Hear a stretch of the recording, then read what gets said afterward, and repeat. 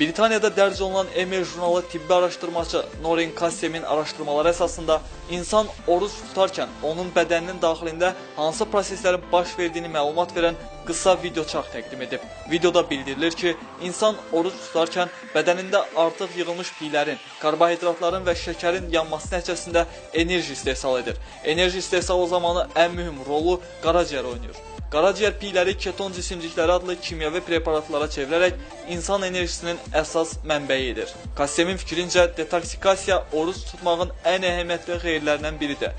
Müntəzəm detoksikasiya prosesi zamanı insanın yoğun bağırsağı, ağciyəri, qaraciyəri, böyrək, limfatik düyünlər və dəridə olan zəhərli maddələr neytrallaşdırılır və ya təmizlənir. Yeməklərdən və ətraf mühitdən daxil olmuş və qalın ehtiyatlarda saxlanılmış kimyəvi preparatlar və toksinlər orucluq zamanı detoksikasiya prosesinin güclənməsi nəticəsində təmizlənirlər. Fiziki səviyyədə enerji və resurslar həzm sistemindən rədd edildiyinə görə insanın bədənində sağalma və bərpa prosesləri baş verir.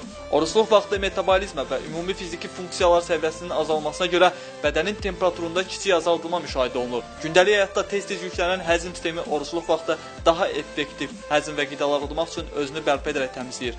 Mədə və bağırsaq örtüyü, vəz və əzəlləri bərpa edərək lazımsız toksinləri özündən uzaqlaşdırır. Rövşən Abdurrahmanlı, Kanal 13.